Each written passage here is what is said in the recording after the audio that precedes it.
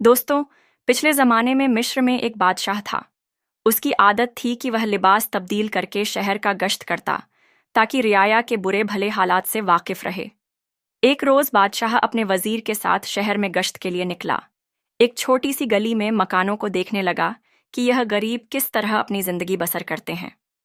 इन्हीं मकानों में औरतों के बोलने की आवाज़ आई। बादशाह गुफ्तगू सुनने के लिए ठहर गया। दरवाजे की दरार में से अंदर झांक कर देखा तो 3 नौजवान बहनें चरखा काट रही थीं। उनमें से बड़ी बहन बोली कि अगर मेरा बस चले तो मैं नानबाई से ब्याह कर लूं और इस मशक्कत की जिंदगी से निजात पाऊं। मंजिली बहन बोली कि अगर मेरा बस चले तो मैं बादशाह के बावर्ची से निकाह कर लूं ताकि उम्दा उम्दा खाने रोज मिले। सबसे छोटी बहन मुस्कुराई और बोली, जब इस तरह के ख्याली पुलाव पाक ही रहे हैं तो मैं भी बादशाह से ब्याह क्यों ना कर लूं कि सारा मुल्क मुझे मलिका कहे। यह कहकर छोटी बहन हंसने लगी। बादशाह ने वजीर से कहा कि इस घर को पहचान लो, सुबह इन तीनों औरतों को दरबार में हाजिर करना। उसके बाद बादशाह गश्त करके आराम करने चला गया।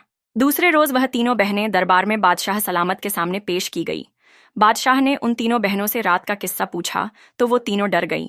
लेकिन बादशाह ने नरमी से कहा कि खौफ की कोई जरूरत नहीं, डरने की कोई बात नहीं है, जो बात थी उसे बयान करो। मजबूरन उन्होंने रात को जो कुछ कहा था बादशाह के सामने दोहरा दिया। बादशाह ने उसी वक्त बड़ी और मंझली बहन की शादी नानबाई और बावर्ची से करा दी और छोटी बहन को अपनी मलिका बना लिया। चंद रोज गुजरे। दोनों बड़ी बहनें छोटी बहन से जलन करने लगीं और सोचने लगी कि इसे किसी तरह बादशाह की नज़रों में जलील करें, इसे किस तरह महल से बाहर निकलवाए। वक्त गुजरता गया और छोटी बहन उम्मीद से हो गई। वह दोनों बहनें तो उसे हसद करती ही थीं। फिर भी दोनों बहनें मलिका को मुबारकबाद देने आई छोटी बहन, जो उनके फरेब से अच्छी तरह से वाकिफ थी, फिर भी बड़ी मोहब्बत से पेश आई और बातों बातों में बच्चे के विलादत के वक्त उन दोनों को बुलाने का इरादा जाहिर किया। वह बहुत खुशी से राजी हो गई और उन्होंने दिल में पुख्ता इरादा कर लिया कि जब इसके यहाँ बच्चा पैदा होगा तो उसको अलग करके बिल्ली का बच्चा इसकी गोद में डाल देंगी और मशहूर कर देंगी कि बिल्ली का बच्चा पैदा हुआ है। इसी तरह बादशाह नाराज होकर या तो इसे कत्ल करा देगा या घर से निकाल देगा। और जब मल्लिका पर बच्चे की विलादत का वक्त करीब आया तो उसने अपनी बहनों को बुलाने की बादशाह से इजाज़त ली और इत्तला करा दी कि मेरे पास आ जाओ। बड़ी और मंझली बहनें उसके पास आ गईं और एक बिल्ली के बच्चे का इंतज़ाम किया। मलका के यहाँ एक निहायत खूबसूरत लड़का पैदा हुआ। दोनों बड़ी बहनों ने बच्चे को तो एक टोकरी में बंद करके उसे नहर में बहा दिया जो बाग में बहती थी, और मलका की गोद में बिल्ली का बच्चा रख दिया और सारे महल में मशहूर करा दिया कि मल्लिका की गोद में बिल्ली जैसा बच्चा पैदा हुआ है। बादशाह को यह सुनकर बहुत गुस्सा आया और उसने मल्लिका को कत्ल कराना चाहा, लेकिन बादशाह के अक्लमंद वजीर ने रोका और कहा कि चंद रोज सब्र कीजिए, मुझे इसमें कोई राज मालूम होता है। इसके अलावा मल्लिका का कसूर भी क्या है? कुदरत ने जो कुछ पेट में बना दिया वही पैदा हो गया। टोकरी नहर में बहती हुई जा रही थी कि बादशाह के माली की नज़र पड़ी। उसने निकाल कर देखा, उसमें एक नौज़ादा बच्चा था। माली के घर कोई औलाद ना थी। वह खुशी खुशी बच्चे को लेकर घर आया और अपनी बीवी के हवाले कर दिया। माली की बीवी ने अपने ही बच्चे की तरह उसे पालना शुरू कर दिया। चूंकि ये टोकरी शाही महल की तरफ से आई थी, इसलिए माली ने इसका जिक्र किसी से न किया। बच्चा पलता रहा, यहाँ तक कि 1 साल का हो गया। दूसरे साल मल्लिका के यहाँ फिर बच्चा पैदा हुआ। बदनसीब मल्लिका ने अपनी बहनों को इस मर्तबा भी बुलाया, लेकिन अब की बार उन्होंने मुर्दा कुत्ते का पिल्ला डालकर मशहूर कर दिया कि मुर्दा कुत्ते का बच्चा पैदा हुआ है, और असली लड़का टोकरे में डालकर नहर में बहा दिया। और इत्तेफाकन उसे भी माली ने पकड़ लिया और अपने घर परवरिश करने लगा। तीसरे साल मल्लिका के यहाँ लड़की पैदा हुई, लेकिन दोनों बहनों ने उसको भी मुर्दा चूहा मशहूर कर दिया और लड़की को नहर में बहा दिया। खुदा की मर्जी, लड़की माली को ही मिल गई। उसने उसे भी रख लिया। बादशाह ने नाराज होकर मालिका को एक लोहे के पिंजरे में बंद करके शहर की मस्जिद के दरवाजे पर रखवा दिया, ताकि हर आने वाला उसके मुंह पर थूके। जो इनकार करे उसको कत्ल कर दिया जाए। लोग मजबूरन मलिका के मुंह पर थूकते और बादशाह के जुल्म को बुरा समझते। तीनों बच्चे माली के यहाँ परवरिश पाते रहे। माली ने तीनों बच्चों का तालीम और तरबियत शहजादों जैसी करवाई। बड़े लड़के का नाम माली ने शहजाद, छोटे भाई का परवेज और लड़की का नाम पर परिजाद रखा। कुछ दिन बाद इत्तेफाक से मालिन बीमार होकर मर गई। बच्चों को इतना ही दुख हुआ जितना कि माँ का होता है, क्योंकि वह इस बात से अनजान थे कि वह उनकी माँ नहीं है, क्योंकि वह इसी को माँ समझते थे। वक्त गुजरता गया। इस बीच सब पढ़ लिख कर जवान हो गए। माली भी रुपए पैसे वाला हो गया। उसने बादशाह की इजाज़त से एक महल तामीर करवाया और एक बहुत बड़ा बाग बनवाया, जिसमें एक चिड़िया खाना भी था, और तीनों बच्चों के साथ उसमें रहने लगा। अभी यहाँ रहते ज्यादा दिन नहीं हुए थे कि माली बीमार हो गया, और कुछ दिन बीमार रहने के बाद मर गया। बच्चे बहुत ही परेशान हुए, लेकिन क्या हो सकता था, आखिर सब्र करके बैठ गए। जब दोनों भाई शिकार के लिए जाते, तब परिजात बाग में अपना मन बहलाती या कभी गाना गाती। इत्तेफाकन मल्लिका की बड़ी बहन को भी उनका पता चल गया और वह भड़क उठी। उन्होंने आपस में मशवरा किया कि मल्लिका का तो खूब इंतजाम हो गया, लेकिन अगर बच्चे जिंदा रहे तो मुमकिन है किसी वक्त हमारा राज खुल जाए। लिहाजा उन्होंने एक कुटनी को बुलाकर अपनी मंशा जाहिर कि कुटनी कहने लगी, तुम इत्मीनान रखो, मैं इनको ऐसे तरीके से यहाँ से हटाऊंगी कि किसी को कानों कान खबर ना होने पाएगी। एक रोज शहजाद और परवेज शिकार को गए। कुटनी उनके घर आई और परिजात से नमाज की इजाजत लेकर वजू करके नमाज पढ़ने लगी। परिजात कूटनी की नेकी से मुतासिर हुई और इसरार खाना खिलाकर अपने साथ बाग दिखाने ले गई। मक्कार कुटनी बाग देखकर कहने लगी, यूं तो हर चीज मौजूद है, लेकिन इसमें 3 चीजों की कमी है। अगर वह मिल जाए तो फिर यह बेमिसाल बाग होगा। परिजात ने पूछा, वह क्या है? कुटनी ने कहा, इनका मिलना जरा मुश्किल है। परिजात ने इसरार किया, तुम बताओ तो सही। बुढ़िया ने कहा, इसमें बोलती हुई चिड़िया, गाता हुआ दरख्त और सुनहरे चश्मे के पानी की कसर है। अगर वह भी आ जाए तो फिर यह बाग जन्नत का नमूना बन जाए। परिजात बोली, यह चीजें कहाँ से मिलेंगी? तब कुटनी ने कहा कि यहां से 25 रोज की मंजिल पर हिंदुस्तान की सरहद पर जो पहला आदमी मिलेगा वह रास्ता बता सकता है। अगर हिम्मत वाला आदमी हो तो जरूर इन सब चीजों को पा सकता है, वरना यूं लाखों आदमी दुनिया में भेड़ बकरियों की तरह फिर रहे हैं। कूटनी बुढ़िया शौक की आग भड़काकर रफू चक्कर हो गई, लेकिन परिजात एक गहरी सोच में पड़ गई। शाम को जब दोनों भाई शिकार से वापस आए तो बहन को फिक्रमंद पाया। हाल पूछा तो उसने तमाम कैफियत बयान की। शहजाद ने कहा कि तुम इतना रंज क्यों करती हो, मैं जाता हूं, ये सब चीजें ले आऊंगा। अगले रोज शहजाद सफर को तैयार हुआ और बहन को एक खंजर निकाल कर दिया कि यह मेरी निशानी है। जब तक यह साफ है समझना मैं बखैरियत हूं।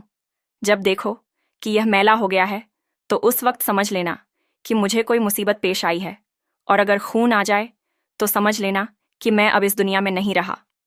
उसके बाद भाई बहन से रुखसत होकर 25 रोज तक इसी रास्ते पर चलता रहा जो कुटनी ने बताया था। 25वें रोज सरहद हिंदुस्तान पर उसे कुटिया नजर आई। वहां पहुंचा तो देखा अंदर एक फकीर बैठा है और उसका चेहरा बालों से छुपा हुआ है। शहजाद ने जेब से कैंची निकालकर फकीर का खत बनाया और फिर अदब से सलाम किया। फकीर खुश हुआ और कहने लगा, यहां कैसे आना हुआ? शहजाद ने अपना मुद्दा बयान किया और कहा, वह अपनी बहन के लिए बोलती चिड़िया, गाने वाला दरख्त और सुनहरी चश्मे के पानी की तलाश में है। फकीर ने एक सर्द आह भरी और कहा, बेटा, मुझे रास्ता तो मालूम है, लेकिन वहां खतरा बहुत है, क्योंकि तुमने मेरी खिदमत की है। इसलिए मैं तुम्हें इस काम से मना करता हूं, क्योंकि बहुत से आदमी इस तलाश में गए लेकिन वापस कोई ना आया। शहजाद ने इसरार किया तो फकीर ने अपनी गुदड़ी से एक गेंद निकाल कर दी और कहा, इसको जमीन पर डाल दो और खुद उसके पीछे रवाना हो जाना। जहां यह गेंद रुक जाए तुम भी घोड़े पर से उतर जाना। सामने एक पहाड़ होगा, तुम उस पहाड़ पर चढ़ जाना। जब तुम पहाड़ पर चढ़ोगे तो हर तरफ से अजीबोगरीब आवाजें आएंगी और तुम्हें अपनी तरफ मुतासिर करने की कोशिश करेंगी, लेकिन अगर तुमने पीछे मुड़कर देखा तो तुरंत पत्थर के हो जाओगे, और अगर आगे चले गए तो तुम्हारे मतलब की चीजें मौजूद होंगी और तुम उन्हें लेकर चले आना। शहजाद ने फकीर का शुक्रिया अदा किया और गेंद जमीन पर डालकर खुद उसके पीछे रवाना हुआ। गेंद पहाड़ के दरमियान में जाकर ठहर गई। शहजाद घोड़े से उतरा और पहाड़ पर चढ़ने लगा। अभी चंद ही कदम चला था कि चारों तरफ से शोर मच गया। गालियों की आवाजें आने लगीं, लेकिन शहजाद सब कुछ सुनता रहा और आगे बढ़ता रहा। जब ऊपर चढ़ा तो गलियां कुछ ज्यादा ही बढ़ गई हैं। जिन गालियों को सुनकर शहजाद का खून खोल उठा। चंद कदम और आगे बढ़ा तो बिल्कुल बराबर से किसी ने बड़ी सख्त गाली दी और शहजाद तलवार लेकर पलटा तो वहां कुछ ना था, लेकिन वह खुद पत्थर का हो गया। परिजात रोज शहजाद का खंजर देखती और उसकी सलामती की दुआएं मांगती। एक रोज परिजात दिन में खंजर उठाकर देखी तो वह चमक रहा था। इसी तरह शाम हो गई। परवेज बाहर से आया तो कहने लगा, शहजाद भाई का खंजर मुझे दिखाना, मेरा जी खुद बैठा जा रहा है। परिजात अंदर से खंजर लाई और म्यान से निकाला तो वह बिल्कुल स्याह हो चुका था। यह देखकर परिजात रोने लगी और परवेज से कहा, जरूर भाई, शहजाद पर कोई मुसीबत आन पड़ी है क्योंकि खंजर मैला है। खुदा का शुक्र है कि वह अभी जिंदा है। परवेज बड़ा परेशान हुआ और को समझाने लगा, मैं शहजाद की तलाश में जाता हूं। परिजात ने कहा, भाई, मैं अकेली कैसे रहूंगी? परवेज कहने लगा, मैं तुम्हें खुदा के सुपुर्द करके जा रहा हूं। लेकिन सोचो, अगर इस वक्त शहजाद की मदद ना की गई तो उसका क्या हश्र होगा। उसके बाद दोनों बहन भाई मिलकर बहुत रोए। परवेज ने अपने गले से मोतियों की माला उतारकर बहन को दी और उससे कहा, मेरी हालत का अंदाजा होता रहेगा। जब तक यह अच्छी हालत में है, मैं खैरियत से हूं, और अगर इसके दाने एक दूसरे से जुड़ जाएं तो मेरी मौत का दिन होगा। परिजात ने भाई का हार गले में पहन लिया और कहा, जाओ, मैं तुम्हें खुदा के सुपुर्द करती हूं। परवेज 24 दिन सफर के बाद 25वें रोज उसी फकीर की कुटिया पर पहुंचा और वही सवाल किया कि बोलती चिड़िया, गाता हुआ दरख्त और सुनहरी चश्मे का पानी लेने आया हूं। फकीर ने समझाया कि बेटा क्यों अपनी जान देता है। चंद रोज हुए तेरा हमशक्ल नौजवान गया, लेकिन वापस नहीं आया, शायद पत्थर का हो गया। परवेज ने कहा, बाबा, वह मेरा भाई था। अब मैं जरूर जाऊंगा, या अपनी जान दूंगा या भाई का इंतकाम लूंगा। फकीर ने जब देखा कि यह नहीं मानता तो गेंद निकाल कर दी और कहा कि इसको डाल दो, जमीन पर इसके पीछे चले जाना, और सब कुछ समझा दिए। परवेज गेंद को जमीन पर डालकर इसके पीछे पीछे रवाना हुआ। गेंद पहाड़ के दामन में जाकर रुक गई। परवेज घोड़े से उतरकर पहाड़ पर चलने लगा। जैसे ही उसने कदम बढ़ाया, हर तरफ शोरगुल और गालियों की आवाजें उसका नाम ले लेकर उसे धमकाने लगी। परवेज अपने गुस्से पर काबू ना कर सका और तलवार लेकर पीछे पलटा ही था कि उसी वक्त पत्थर का हो गया। जिस वक्त वह पत्थर का हुआ, उसी वक्त परिजात के गले में पड़ी हुई माला के दाने एक एक करके करीब हो गए, जिससे परिजात समझ गई कि दूसरे भाई परवेज पर भी कोई मुसीबत आन पड़ी है। तमाम दिन वह दोनों भाइयों को याद करके रोती रही। फिर दूसरे रोज उसने फैसला किया कि जब भाई ना रहे तो मैं यहां रहकर क्या करूंगी। चुनांचे परिजात मर्दाना लिबास पहनकर घोड़े पर सवार हुई और अपने भाइयों की खोज में खुद चल पड़ी। 24 रोज के बाद 25वें रोज दरवेश के झोपड़े में पहुंच गई और वहीं सवाल किया। दरवेश ने कहा, बेटी, मुझे मालूम है कि तुम मर्द नहीं, फिर इतना बड़ा इरादा क्यों किया? इस रास्ते में तो कई जवान मर्द जाया हो गए। परिजात ने हाथ बांधकर कहा, बाबा, अभी चंद रोज हुए, मेरे 2 भाई यहां आकर खो गए। अब मैं या तो उनका बदला लूंगी या यहीं खत्म हो जाऊंगी। उसे भी फकीर ने पहाड़ के सब इसरार बता दिए और एक गेंद निकालकर परिजात को दी कि इसके पीछे चली जाओ, पहाड़ तक पहुंचकर ऊपर चली जाना। परिजात गेंद लेकर दरवेश को सलाम किया, फिर अपनी जेब से रुई निकालकर कानों में इस तरह ठूंस ली कि बिल्कुल कान बंद हो गए। यह देखकर दरवेश मुस्कुराया और कहने लगा, मालूम होता है कि बेटी तुम जरूर कामयाब हो जाओगी। यह तरकीब आज तक किसी की समझ में ना आई। इस तरह बेशक न कान में आवाजें पड़ेंगी और न तू धोखा खाएगी। जाओ, खुदा तुम्हारी मदद करे। परिजात गेंद के साथ साथ रवाना हुई और पहाड़ के दामन में पहुंचकर घोड़े से उतरी रुई दोबारा ठीक की और पहाड़ पर चढ़ने लगी। हर तरफ से आवाजें बुलंद हुईं, लेकिन परिजात के तो कान बंद थे, कुछ सुनाई ही ना देता था। वह बेखबर पहाड़ की चोटी पर पहुंच गई। वहां एक चिड़िया का पिंजरा लटक रहा था। परिजात ने अपने कानों की रुई निकाली, सुना कि चिड़िया शोर मचा रही है, इसको पकड़ लो, ये चोर है। परिजात ने उसकी एक ना सुनी और बढ़कर उसका पिंजरा उतार लिया। चिड़िया खामोश हो गई। कुछ देर बाद बोली, अब मैं आपकी गुलाम हूं। परिजात ने कहा, गाने वाला दरख्त कहाँ है? चिड़िया ने उसका पता बताया और कहा, उसकी शाख तोड़ लो, वही काफी है। परिजात ने उसकी शाख तोड़ ली, फिर सामने के चश्मे से वहीं रखा हुआ एक चांदी का घड़ा भर लिया। फिर परिजात ने चिड़िया से पूछा कि मेरे भाई जो पत्थर के हो गए हैं, किस तरह अच्छे होंगे? चिड़िया बोली, ये सब तिलिस्म का खेल है। इसी चश्मे का पानी डालो, फिर खुदा की कुदरत देखो। परिजात ने पहले अपने ने भाइयों को पहचान कर उन पर सुनहरी चश्मे का पानी छिड़का। वह इसी वक्त असली हालत में आ गए और बहन से मिलकर बहुत खुश हुए। उसके बाद तीनों ने मिलकर उन तमाम आदमियों पर चश्मे का पानी छिड़का जो पत्थर के बने हुए थे।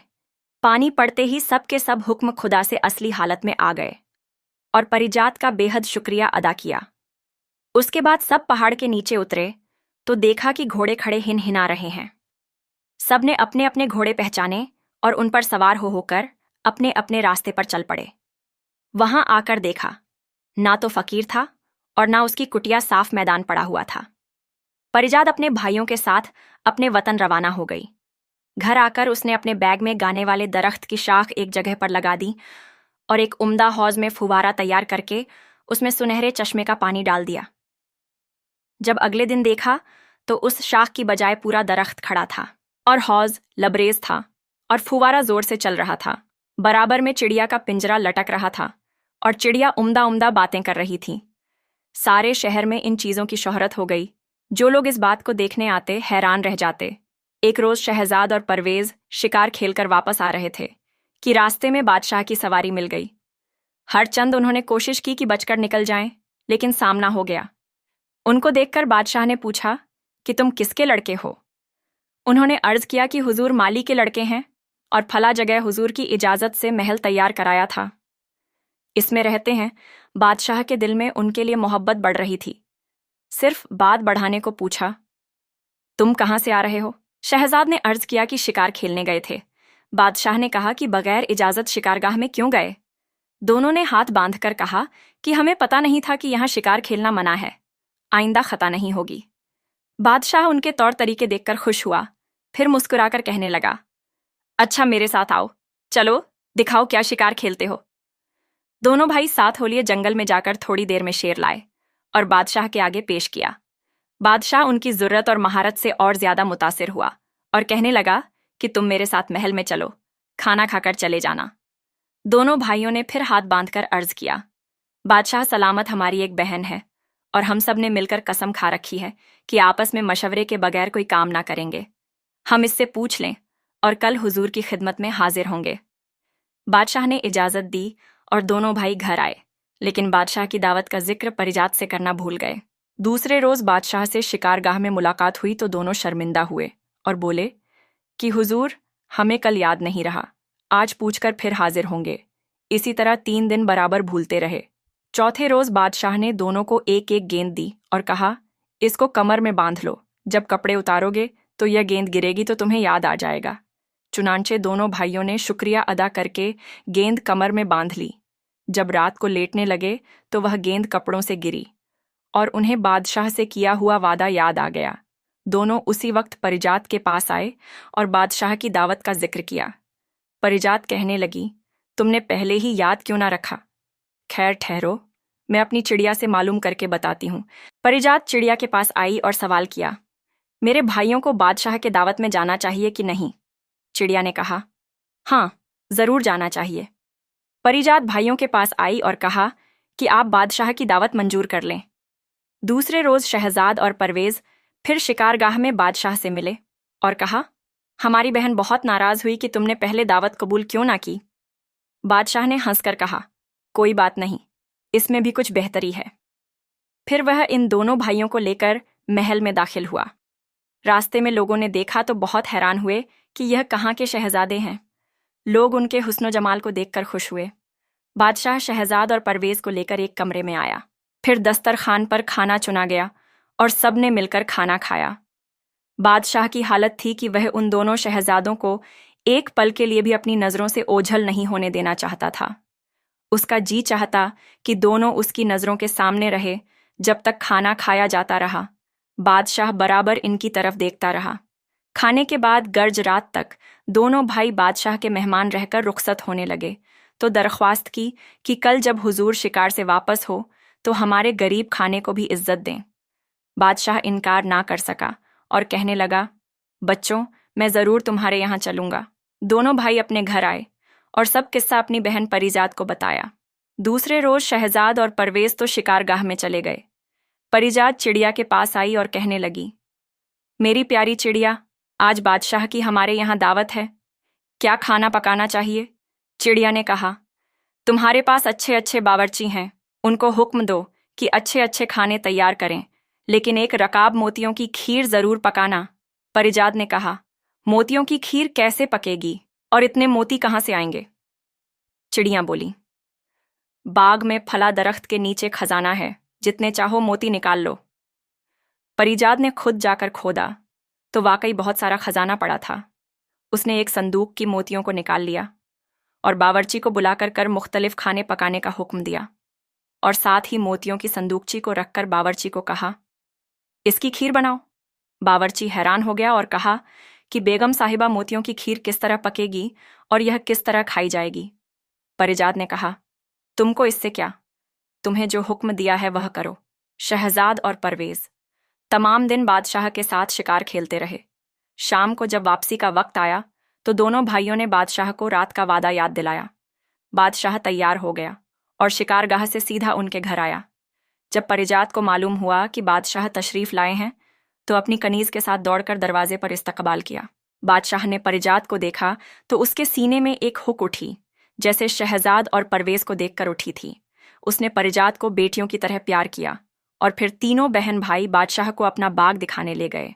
वहां बादशाह ने दरख्त से तरह तरह की आवाजें आती हुई सुनी तो बहुत हैरान हुआ और पूछा, यह क्या माजरा है? शहजाद ने सब हाल कह सुनाया कि हमारी बहन यह अनोखा और नायाब तोहफा इस तरह लाई। बादशाह बहुत खुश हुआ और दरख्त का दिल फरेब गाना सुनता रहा। फिर हौज और फुव्वारा देखा जिसमें सुनहरी पानी था। उसके बाद बोलती चिड़िया के पिंजरे के पास आया। वहां बहुत से परिंदे इसके इर्द गिर्द जमा थे। परिजात ने कहा, गाफिल चिड़िया, बादशाह सलामत खड़े हैं। चिड़िया फौरन बादशाह को सलाम करके माजरत ख्वां हुई। बादशाह उसकी गुफ्तगू सुनकर बड़ा हैरान हुआ। जब यह सब खाना खाने के लिए चले गए तो चिड़िया ने कहा, मुझे भी वहीं ले चलो। परिजात ने पिंजरा अपने साथ लिया और कमरे में लाकर लटका दिया। बादशाह खाना खाने को बैठा तो मोतियों की खीर देखकर हैरान हुआ और कहने लगा, ये कैसी खीर है? क्या मोती भी खाए जाते हैं? मैं तो समझता था कि तुम सब अक्लमंद हो, लेकिन ये ऐसी बेवकूफ़ी है जिसका जवाब मिलना मुश्किल है। शहजाद, परवेज और परिजाद खामोश होकर चिड़िया की तरफ देखने लगे।